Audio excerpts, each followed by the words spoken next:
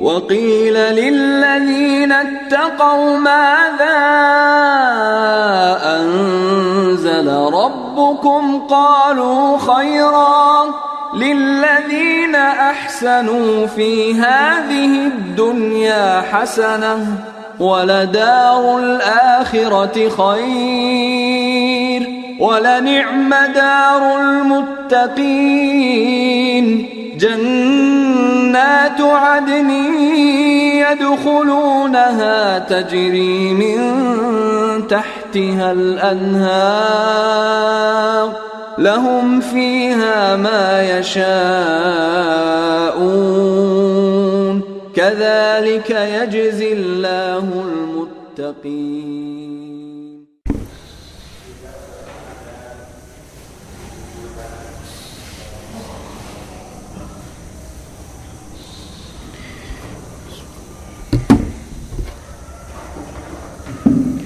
Assalamualaikum warahmatullahi wabarakatuh. Innal hamdalillah nahmaduhu wa nasta'inuhu wa nastahdihi wa na'udzu billahi min shururi anfusina wa min sayyiati a'malina. May yahdihillahu fala mudilla lahu wa may yudlil fala hadiya lahu. Asyhadu an la ilaha illallah wahdahu la syarika lahu wa asyhadu anna Muhammadan abduhu wa rasuluhu la nabiyya ba'dah. Allahumma inna nas'aluka al-huda wat-tuqa wal-'afaf wal-ghina wa nas'aluka 'ilman nafi'a wa rizqan thayyiban wa 'amalan mutaqabbala. Jemaah kaum muslimin sekalian rahimakumullah, insyaallah kita akan mengupas beberapa ayat dalam surat Al-Buruj. Ini akhir-akhir tafsir surat Al-Buruj. Yang di pertemuan kedepannya insyaallah kita akan memulai tafsir surat At-Tariq. Allah Ta'ala berfirman, Hal ataka hadithul junud Fir'aun wa Thamud. Sudah pernahkah? Sudahkah datang kepadamu berita tentang kaum-kaum yang menentang, pasukan-pasukan yang menentang, ya, yaitu Fir'aun dan Thamud, kaum-kaumnya Fir'aun dan kaumnya Thamud. Jadi kaumnya Fir'aun itu para rakyat anak buahnya Raja Fir'aun. Kalau kaum Thamud yaitu Thamud nama kaumnya, jadi beda namanya. Kalau yang kaum Fir'aun di Mesir, ya. Surat Al-Buruj ini rupa-rupanya kalau kita menelaah dan menelusuri rekaman yang terjadi di akhir-akhir hari ini, itu sangat mencerminkan dan bisa menjadi obat bagi yang mencarinya tentang apa yang terjadi di dunia Islam pada sekarang ini. Bagaimana di awal surat tentang Ashabul Ukhdud, yang kaum muslimin dibantai dan dibakar, tidaklah mereka diperlakukan seburuk itu di dunia ini kecuali karena mereka beriman kepada Sang Rabb. Tidak ada alasan lain.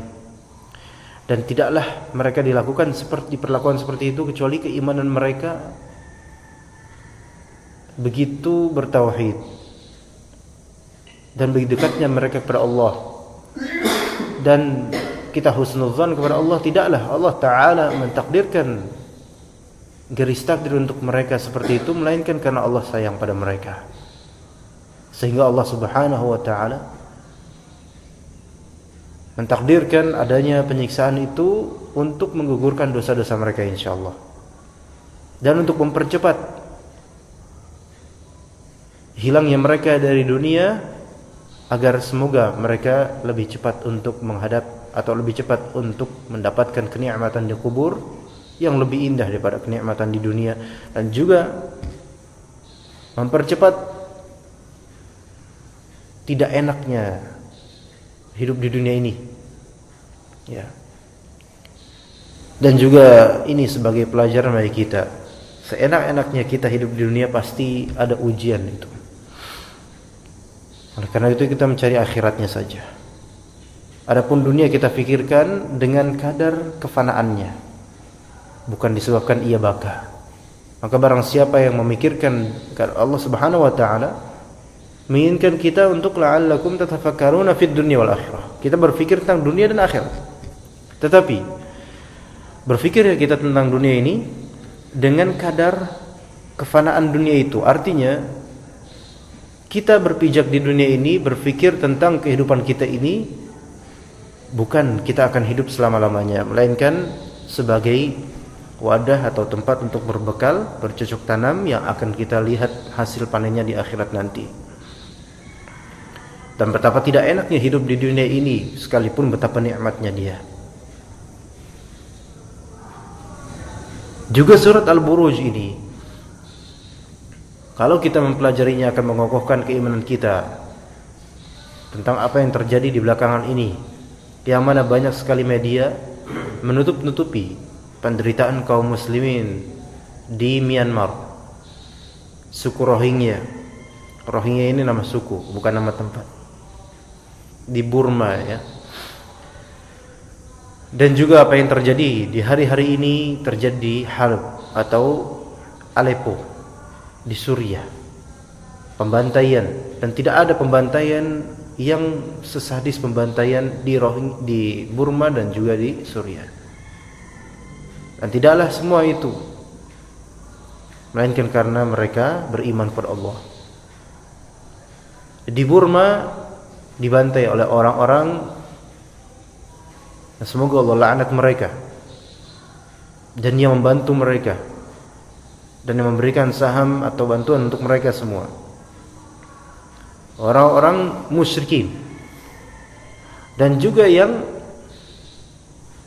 membantai orang-orang Suriah juga adalah orang-orang musyrikin. Hal semacam itu sebenarnya telah Allah Subhanahu wa taala firmankan kabar tentangnya, bagaimana permusuhan orang-orang Yahudi dan orang-orang musyrikin. Jadi ujung-ujungnya sebenarnya ini hasutan orang Yahudi dan perbuatan orang musyrikin. Allah Subhanahu wa taala berfirman di surat Al-Maidah ayat 82, la tajidanna ashadda adawatan lil ladzina amanu al-yahuda wal ladzina asyraku. Sesungguhnya kamu akan dapati orang-orang yang paling keras permusuhannya terhadap orang-orang beriman adalah al-yahud wal ladzina asyraku. Orang-orang Yahudi dan orang-orang musyrik. Orang Buddha atau Hindu itu musyrikun semua, kafir musyrikun. Mereka tentu lebih buruk daripada ahli kitab dan lebih tidak punya petunjuk. Dan itulah mereka di Myanmar itu, di Burma. Kemudian yang terjadi di Suriah, di Halab, membantai mereka adalah kalangan ekstremis Syiah dari Nusairiyah dan juga Rafidhah Iran. Dan mereka adalah musyrikun, jelas-jelas. Bahkan kesyirikan mereka lebih buruk daripada kesyirikan yang dilakukan oleh orang-orang Yahudi. Nah, maka ayat ini sangat benar. Kamu akan menemukan golongan yang paling keras permusuhan terhadap orang-orang beriman, ya orang-orang musyrikun, Yahudi dan musyrikun. Dan orang Yahudi kita tahu pengecut. Mereka menjadi dalam hal-hal ini di balik layar. Yang mengeksekusi orang-orang musyrikun, yang mengatur dan membantu dan memprovokasi orang-orang Yahudi. Dan itulah karakternya munafikun, yaitu orang-orang Yahudi ini. Mereka tidak berani langsung face to face menghadap, bahkan dengan anak kecil kadang-kadang mereka takut. Ya. So, di sini pembantaian terhadap kaum muslimin itu juga terjadi kala itu, pengingkaran, penentangan terjadi. Hal ataka hadithul junud, sudah datang kepadamu berita tentang kaum-kaum yang menentang Islam, yaitu Fir'aun dan juga Tsamud. Allah Subhanahu wa taala contohkan di sini kaumnya Fir'aun yang dipropagandakan oleh rajanya, yaitu Fir'aun, dan juga kaum Tsamud, ya, yang itu juga ada cerita ringkas. Tapi di sini ada hal yang boleh saya ambil dari hidayatullah.com tentang kaum Tsamud dihancurkan dengan guntur tanpa bekas. Dan kaum Tsamud ini tanpa bekas, tetapi mereka fosil-fosilnya atau bekas rumahnya itu masih terlihat di areanya. Dikatakan, ini ditulis oleh Salih Hashim, dikatakan dalam Al-Quran banyak terjadi kisah-kisah ya semuanya memiliki ibrah. Siksa di dunia ini tidak akan diturunkan oleh Allah tanpa ada sebab-sebab yang mengundang atau menyertainya. Jadi ketika ada siksaan, ujian, musibah, itu pasti ada sebab. Gak mungkin begitu saja. Ada sebab. Ya mungkin kita luput pengetahuan kita akannya. Allah tidak menurunkan siksanya secara mendadak gitu aja, enggak. Ya. Jadi ketika ada musibah banjir sekarang, ya, kemacetan, itu musibah sebenarnya. Sehingga kita kesulitan untuk beraktivitas yang normal di rumah misalnya karena udah kemalaman pulang. Ini sebenarnya semuanya ujian dari Allah Subhanahu wa taala, dan itu semua tidak mungkin terjadi tanpa sebab.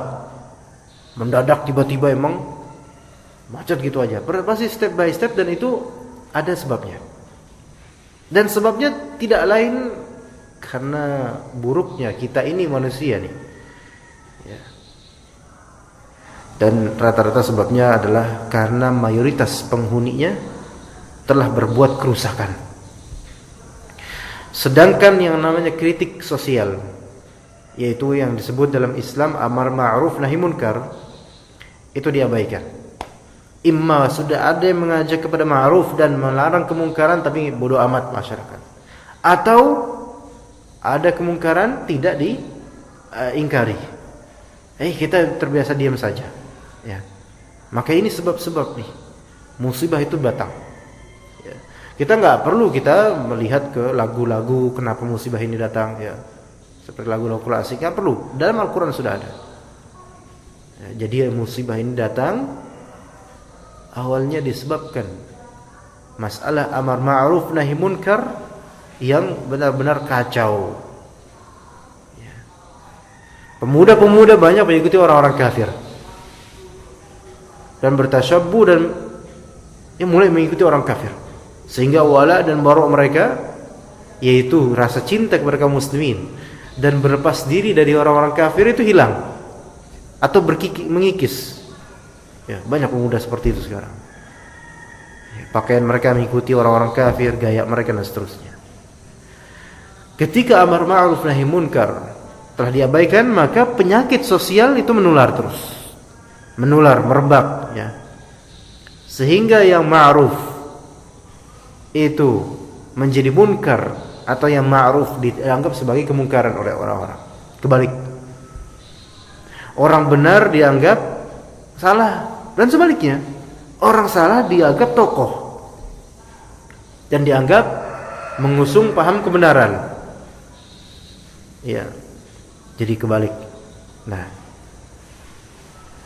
dan ketika itu terjadi, maka berefek apa? Pihak yang berada di level elitis, yaitu di level qiyadah, dia menjadi penguasa, pemimpin, ya. Itu malah adalah seorang preman yang didukung oleh pemodal yang menjadi dalang. Ya. Jadi itu akibat apa? Masyarakat tidak beramar ma'ruf nahi munkar, sehingga akhirnya kan yang namanya pemimpin, yaitu mereka yang tumbuh dari masyarakat itu sendiri. Karena memang masyarakat ini sudah melihat yang atau terbalik bolak-balik atau terdistorsikan antara yang hak dengan batil. Yang ma'ruf dianggap munkar, yang munkar dianggap ma'ruf bagi masyarakat ini. Akhirnya muncul dari mereka pemimpin atau penguasa-penguasa yang mentalnya mental preman. Dan yang namanya mental preman, mental bayaran dunia. Menuruti apa kata yang membayar. Ya, ini maaf saya sebenarnya bukan masalah politik, tapi ini dimanapun ini kayak gini memang. Simpelnya seperti ini yang terjadi, Pak. Akhirnya cukong-cukong atau orang-orang yang memiliki ra'sul mal, modal, duit banyak, menyetir mereka. Tentu yang punya duit banyak nggak mau turun di jalan ngancurin umat, nggak, ngapain, capek saya, mending saya bayar orang aja. Nah, bayarlah preman. Nah, preman di sini muncul dari masyarakat menjadi penguasa, ya. Dan orang yang soleh menjadi lemah dan terisolir dari akses ekonomi dan juga kekuasaan. Ketika akses ekonomi itu orang yang soleh tidak bisa menjangkaunya, maka otomatis orang soleh karena ekonomi terdampar dan musuh Islam ekonomi kuat, maka ya begitulah nasibnya. Dan juga dari segi kekuasaan, orang soleh ini tidak punya porsi. Ketika ada orang soleh mau berkuasa, gak bisa. Kenapa? Ya ekonominya lemah, gak bisa menarik daya minat masyarakat. Karena masyarakat ini awam. Orang-orang awam ini susah untuk digembleng untuk hal yang hak begitu aja, susah. Mereka teriming-imingi dunia mudah. Itulah beratnya dakwah. Nah, ketika kita lihat hal yang seperti ini, Pak, ya, lihat bagaimana Fir'aun dan juga kaum-kaum yang telah dihancurkan oleh Allah Subhanahu wa taala disebabkan pemimpin mereka yang mengajak kepada munkar dan melecehkan orang-orang yang saleh dan berilmu. Bagaimanakah tugas seorang atau orang-orang yang soleh ketika itu? Ini yang harus tahu. Bagaimana kemudian yang harus dilakukan oleh orang-orang soleh ketika itu? Yang dilakukan oleh orang-orang soleh ketika itu adalah tidak memprovokasi pengikut-pengikutnya yang soleh untuk menentang secara fisik kepada pemimpin-pemimpin zalim ini, atau secara duniawi. Nggak bisa. Kenapa? Yang tadi kita bilang, dari segi ekonomi mereka akan kalah dan pasti kalah. Karena memang nyatanya begitu. Dari segi kekuasaan mereka juga kalah dan pasti kalah. Dari segi militer, penguasaan, enggak ada apa-apanya orang-orang ini. Terlemah. Sehingga jika masyarakat orang-orang saleh terprovokasikan untuk menentang secara dunia, hancur dunia mereka, ekonomi kalah. Kalau secara fisik, hancur juga mereka. Darah tertumpah karena kekuasaan kalah. Maka apa yang harus dilakukan kalau gitu? Lakukan amar ma'ruf nahi munkar, atas dan bawah. Atas yaitu berikan hujjah kepada pemimpin-pemimpin zalim ini, nasihati mereka dengan cara yang sesuai dengan syariat Islam. Karena kita kalau menasihati orang tua saja ada caranya, lebih-lebih menasihati orang yang tangannya ini tajam kukunya, yang mana kita tidak punya daya apa-apa dari segi dunianya. Maka harus menasihati dengan cara yang benar. Kemudian, dan ini harus lebih masif lagi, yaitu beramar ma'ruf nahi munkar di tengah masyarakat.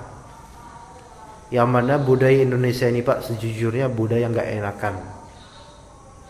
Terutama orang-orang Jawa kayak kita nih mayoritas. Nggak enak kalau misalnya mau ngomong langsung, tapi pas di belakang ya salah, di belakang masya Allah. Nah, budaya di sini coba amar ma'ruf nahi munkar yang selama ini nih masih menjadi mayit, ya. Maka coba bagaimana kita tegakkan? Itu kan susah. Itu yang susah. Ya. Mungkin untuk kalangan atas udah memang susah sekali, tapi coba yang di bawah ini awam masyarakat bisa nggak kita ini? Itu tugasnya orang-orang soleh ketika menghadapi fitnah dan menghadapi penguasa-penguasa yang zalim. Kalau memang sudah tidak bisa untuk orang-orang atas, itu sudah sulit diomongin, maka jangan kita bawa orang-orang ini untuk menumpahkan darah, melainkan yuk kita beribadah lebih baik lagi, amar ma'ruf nahi munkar. Dan itulah para nabi seperti itu mereka. Para nabi seperti itu. Makanya di periode Mekah tidak ada peperangan. Kenapa? Karena di periode itu kaum muslimin tidak mendapatkan kekuatan secara militer, enggak punya. Ekonomi pun enggak begitu punya. Makanya tidak disyariatkan berjihad perang ketika itu. Enggak. Jihad perang ketika di periode Madinah, ketika amunisi pasukan kaum muslimin semakin membanyak dengan adanya kaum Ansar. Dan juga harta kaum muslim mulai ekonominya, rate-nya membaik. Walaupun di awal-awal periode Madinah itu lagi orang-orang Ansor langsung kekurangan defisit langsung. Kenapa? Karena membantu kaum Muhajirin. Tetapi ketika itu bangkit langsung, secara ekonomi bagus dan secara kekuasaan atau pasukan juga banyak, alhamdulillah. Maka mulai di situ ada syariat perang. Di situ baru adanya jihad. Ya, melawan orang-orang musyrikin dan kufar Yahudi dan seterusnya. Nah, sebagaimana hal ataka hadits Musa. Ya. Pernahkah datang kepadamu cerita tentang Nabi Musa alaihissalam? Idz nadahu rabbuhu bil wadil muqaddas itu. Ketika Nabi Musa alaihissalam disuruh oleh Allah Ta'ala di lembah yang bernama Tuwa. Idhhab ila fir'auna innahu tagha. Datanglah kamu wahai Musa ke Fir'aun itu, raja yang zalim, sesungguhnya dia tagha, yaitu berbuat taghut, yaitu melampaui batas dengan mengatakan ya pokoknya melampaui batas, zalim pokoknya dari segi agama dan dari segi sosial. Faqul hal laka ila an tazakka wa ahdiyaka ila rabbika fatakhsha. Maka katakan wahai Musa kepada Firaun itu, ya, dan disuruh berkata kepada Firaun yang keji dan zalim dan kafir ini dengan perkataan yang lembut, jangan perkataan yang menantang. Kenapa? Karena madaratnya lebih besar. Itu bayangkan. Firaun itu lebih buruk dari pemimpin-pemimpin sekarang. Kenapa? Karena Firaun sampai mengklaim dirinya adalah Tuhan, Rabb. Ya. Dan menentang orang-orang muslimin. Bahkan kemudian kan mengejar orang muslimin sampai ke laut. Tapi kata Allah Ta'ala menyuruh berlemah lembut, maksudnya berlemah tegas ya, terhadap Firaun ini, omongi kezaliman dia, untuk diajak menuju ke Islam. Hal laka ila an tazakka, mau enggak wahai Firaun agar kau bersih? Wa ahdiyaka ila rabbika fatakhsha, dan aku memberikan petunjuk kepada Rabbmu agar engkau takut kepada Allah. Apa kata Firaun? Ya. Farahul ayatul Qur'an fakadzdzaba wa 'asa. Enggak mau, mendustakan dan bermaksiat, melanggar, kemudian sampai ujung-ujungnya berkata, ana rabbukumul a'la. Aku adalah Rabb kalian yang tertinggi. Bagaimana tuh Firaun? Zalimnya itu. Zalim secara sosial dan juga zalim secara keagamaan. Jelas-jelas. Nah, sekarang di zaman ini ya, kita tidak bisa menyikapi segala hal sesuai dengan syahwat, hawa nafsu, pemikiran semaunya kita yang awam ini, karena justru ini ujian. Kalau kita memakai dengan raca emosi, maka yang terjadi malah madharat lebih besar terjadi. Ya. Ada kaumnya Nabi Saleh. Nabi Saleh ini Allah utus kepada kaum Thamud. Nabi Saleh diberi sebuah mukjizat, seekor unta betina yang keluar dari celah batu. Nah, unta betina ini ajaib. Kemudian Nabi Saleh membuat jadwal minum dari susunya unta betina ini, yang tidak pernah habis. Dan itu kekuasaan Allah dan mukjizatnya Nabi Saleh. Namun lihat bagaimana kaumnya tidak bersyukur. Kaumnya tidak mau antri dengan unta ini. Ya, mereka rebut-rebutan. Ya, dan juga menghinakan Nabi Saleh. Bahkan sampai mereka membunuh unta betina tersebut. Sampai karena melanggar seperti itu mukjizat yang sudah jelas, mereka langgar dan mereka tentang, Allah pun menimpakan azab kepada mereka. Walaqad kadzdzaba ashabul hajril mursalin. Dan sesungguhnya penduduk-penduduk kota Al-Hajr atau Al-Hijr, ashabul hijril mursalin, telah mendustakan para rasul. Para rasul di sini pada akhirnya satu rasul, yaitu Nabi Saleh saja. Jadi kaum Tsamud ini di dalamnya ada satu nabi, yaitu Nabi Saleh. Bukan Nabi Saleh. Nabi Saleh ini satu orang tok. Tetapi Allah bilang orang-orang Hijr ini, yaitu kaum Tsamud, telah mendustakan mursalin, para rasul banyak, semua rasul. Kenapa? Karena mendustakan seorang rasul sama dengan mendustakan semuanya. Ya. Ketika seseorang tidak mempercayai satu ayat di Al-Quran, sama dengan tidak percaya pada satu Al-Quran semuanya. Ketika seseorang merendahkan satu hadis Nabi yang sahih atau hasan, maka sama dengan dia menghinakan seluruh hadis Nabi dan sama dengan menghinakan Al-Quran juga. Karena agama Islam ini bukan agama parsial dan bukan agama prasmanan. Yang mana kalau disebut parsial, oh kita belajar akidahnya saja, nggak usah sholat, nggak benar, nggak apa-apa. Nggak. Atau satu ayat kita imani, ayat lain nggak, itu orang Yahudi tuh kayak gitu. Atau prasmanan, yaitu ini hukum ini boleh, ya udah saya pakai ini. Oh ada syariat zakat, nggak mau, saya nggak mau ikut. Nggak bisa. Ini agama Islam itu complete, enggak parsial satu-satu aja kita ini yang kita ikuti, atau prasmanan yang sesuai syahwat kita ikuti. Nggak bisa, agama Islam nggak gitu. Ya. Nah, apa hukuman untuk mereka sampai kemudian mereka dihancurkan oleh guntur? Ka'allam yaghnau fiha, ala inna thamud kafaru rabbahum, ala bu'dan li thamud. Seolah-olah mereka belum pernah berdiam di tempat itu.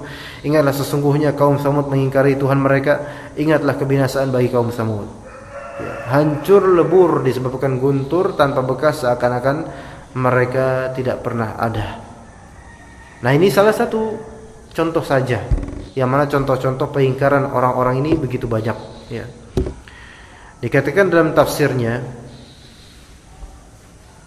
hal ja'aka ayyuhar rasul khabarul junud alladzina tajannadu li muharabatil haqqi was-saddi anhu.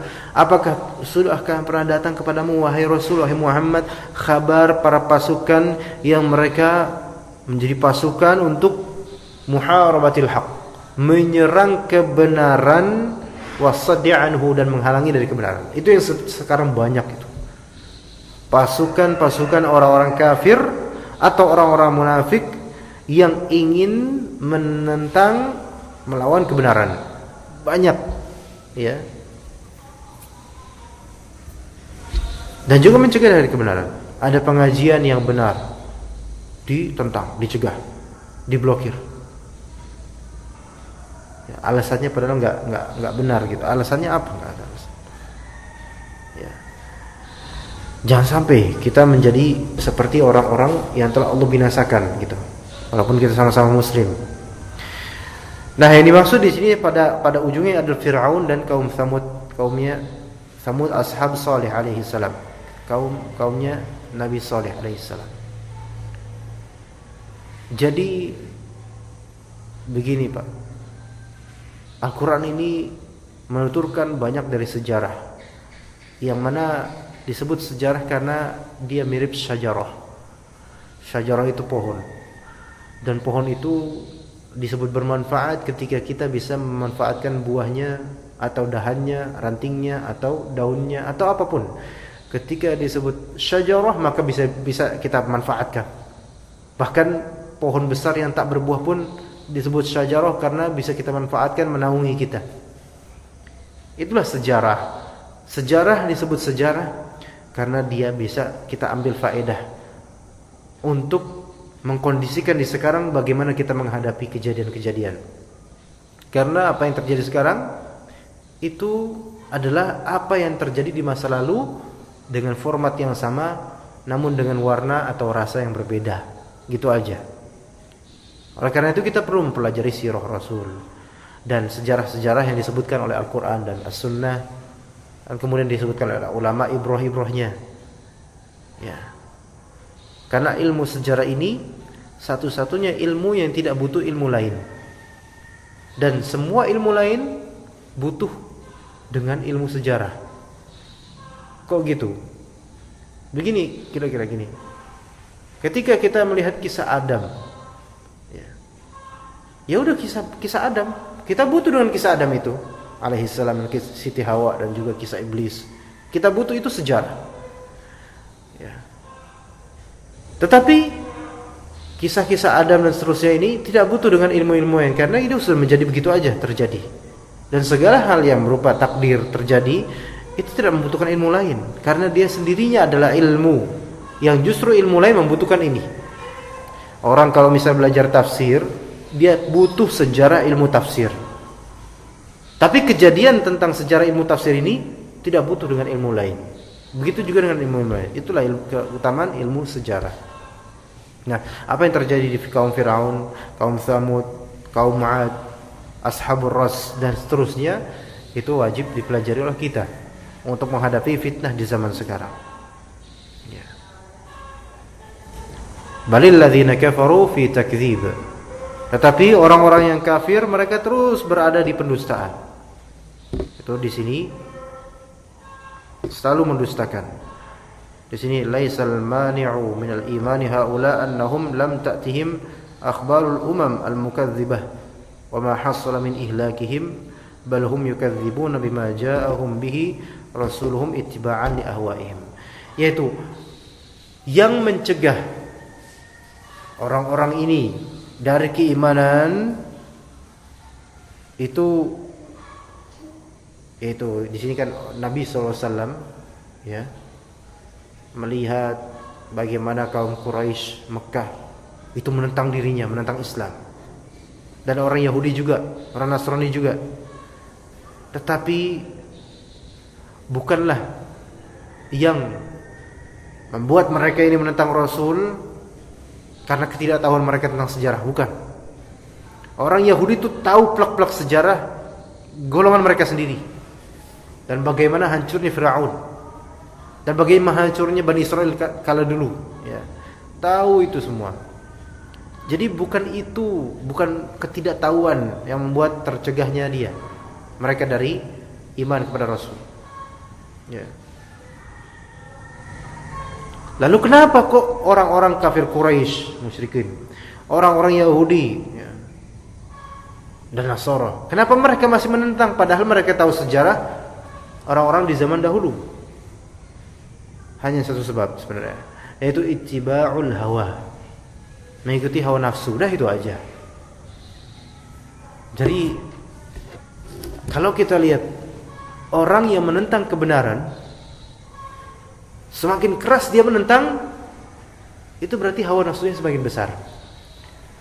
Dan jangan kira semua orang yang menentang kebenaran itu karena ketidaktahuan akan kebenaran, bukan. Sebagian bukan kayak gitu. Tetapi justru semakin keras menentang, semakin kita tahu orang ini semakin tahu tentang kebenaran, namun semakin besar hawa nafsunya. Ya emang kayak gitu.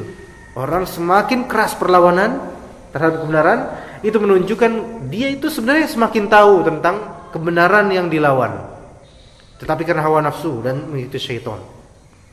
Ya. Begitu.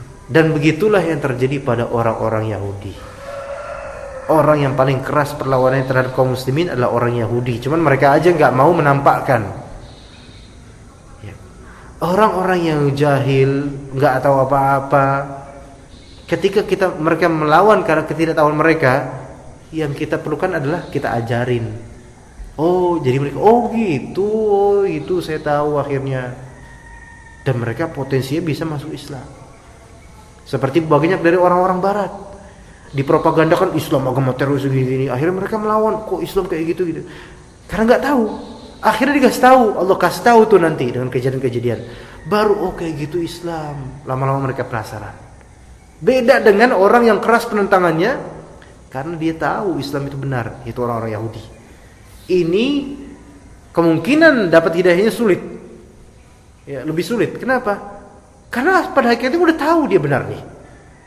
Tapi egonya, kekafirannya, hawa nafsunya besar. Mau kita ajarin pun dia udah tahu. Ya.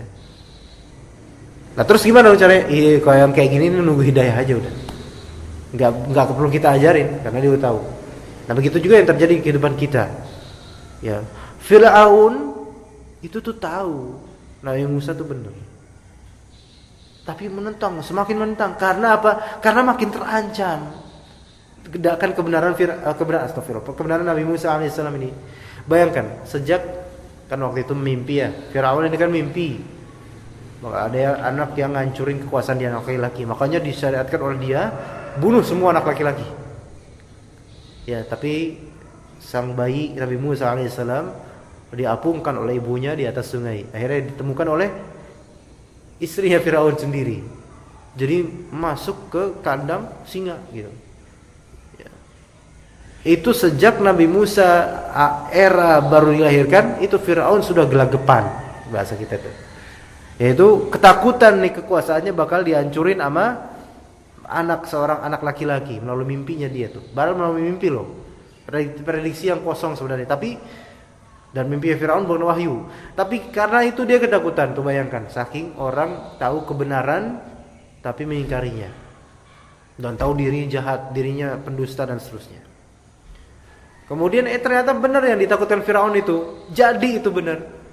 Jadi sejak Nabi Musa masih orok itu pun Firaun ternyata telah mengetahui kebenaran, bahwasanya kerajaannya ini buruk dan akan hancur.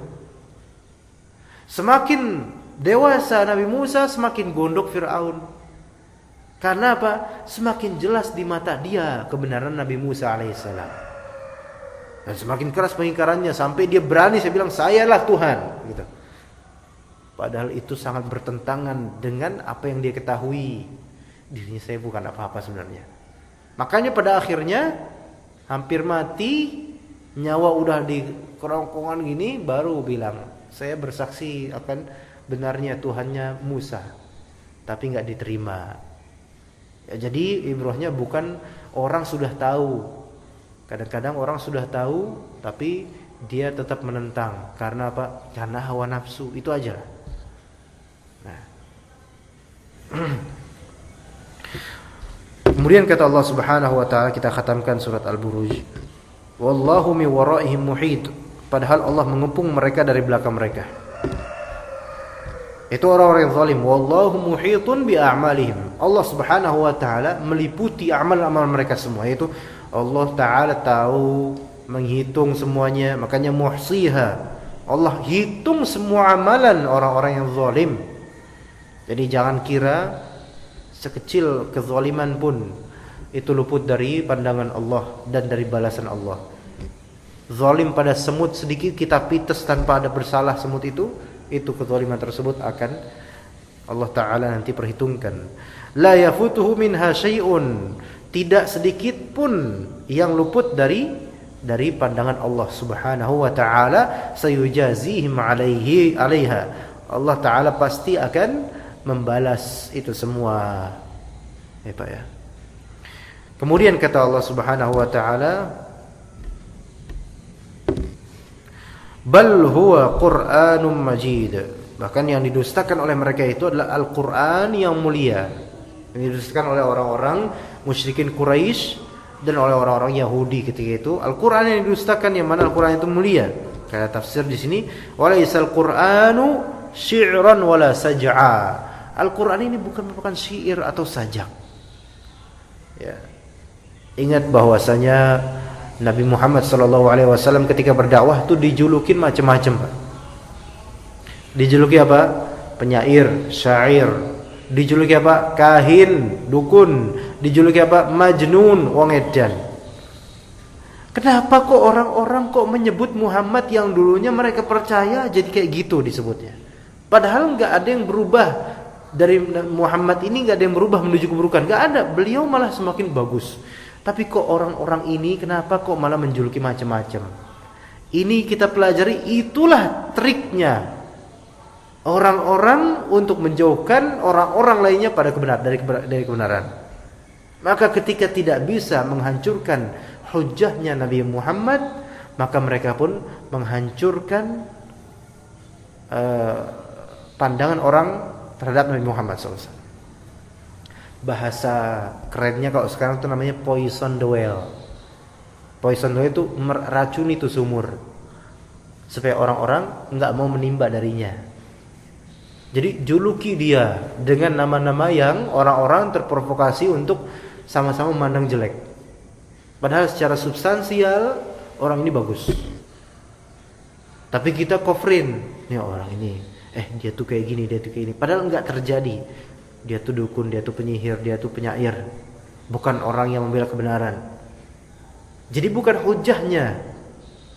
Bukan argumentasi yang kita lawan, bukan dalil yang kita permasalahkan, tetapi kita bikin orang supaya memandang dia jelek. Ya. Kalau misalnya seandainya ada kacamata yang membuat orang-orang itu bisa buruk kelihatan, jadi tadinya udah bagus nih memandang sampean. Ya. Terus ini ada kacamata nih, ini pada hakikatnya nih orang ini seperti ini nih, lihat pakai kacamata ini. Karena, kok jelek banget dia ya. Ternyata kacamatanya -3. Orangnya orang normal disuruh kacamata -3. Akhirnya itu orang buram, gak bagus kayaknya gitu. Nah itulah Nabi Muhammad dijuluki seperti itu. Dan orang-orang yang mereka berada di atas Shiratal Mustaqim itu pasti mengalami yang tidak jauh dari pengalaman Nabi Muhammad SAW, minimal dijuluki jelek. Dan kalau nggak bisa di depan, minimal di belakang. Orang-orang ini memprovokasikan masyarakat untuk membenci orang yang memegang kebenaran ini. Tetapi apakah? Pertanyaannya. Tetapi apakah orang yang benar ini kemudian melawan secara frontal dan vulgar? Enggak. Nabi SAW di periode Makkah kita pelajari sampai telek gitu ditaruh di punggung. Telek itu kotoran. Sampean ngerti orang Jawa semua ini.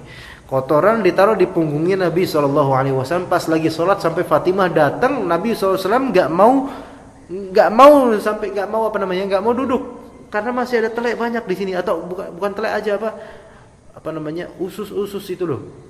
Karena ketika itu di antara mereka ada yang melakukan ayo Muhammad lagi sujud, siapa di antara kalian yang bisa yang mau ambil itu kotoran-kotoran, karena ada penyembelihan ketika itu, kotoran-kotoran dan usus-ususnya tuh diambil. Ada yang mau, saya gitu, semangat, langsung ditaruh di punggungnya Nabi SAW. Pas lagi sujud, Nabi pun nggak bisa sampai diri, sampai Fatimah anaknya datang, sampai nangis-nangis melihat perlakuan orang-orang kafir terhadap dirinya. Syuf, lihat, apakah Nabi Muhammad kemudian bangkit menentang apa lo gitu? Enggak menentang kayak gitu. Kenapa? Karena kalau melakukan itu madaratnya lebih besar. Beliau tidak punya kekuatan secara fisik yang lebih ketika itu. Walaupun sebenarnya kalau beliau minta, ya Allah hancurkan mereka sekarang, mungkin. Rasulullah, utusan Allah. Tapi enggak. Jadi beliau dengan nalar manusiawinya dan ketakwaannya sabar aja dulu. Tidak malah justru melawan secara frontal. Dan itu pelajaran buat kita semua, insyaallah taala. Dan pada akhirnya bahwa Qur'anul Majid fi lauhin mahfuz, di lauh, lembaran takdir yang mahfuz, terjaga, yaitu fi lauhin mahfuzin min at-tabdil wa tahrif wa naqsi wa ziyadah. Di lembar takdir yang terjaga dari adanya perubahan dan penyelewengan huruf, kekurangan atau tambahan, enggak. Ada lauh mahfuz yang hanya Allah Subhanahu wa taala yang mengetahui segala isinya.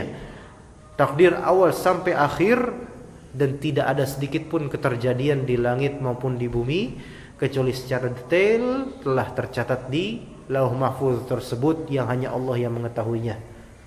Hari kiamat kapan tercatat, tapi hanya Allah yang mengetahuinya. Ya.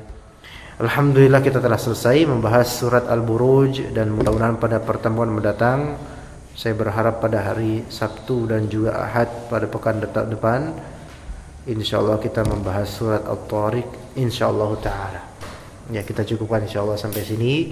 Terima kasih atas kehadiran dan juga atensi Bapak-bapak sekalian. Jazakumullah khairan, dan semoga Allah taala berkahi hari-harinya dan juga rezekinya. Allahumma amin. Kita tutup dengan doa kafaratul majlis. Subhanakallahumma wa bihamdika asyhadu an la ilaha illa anta astaghfiruka wa atubu ilaik. Wassalamualaikum warahmatullahi wabarakatuh.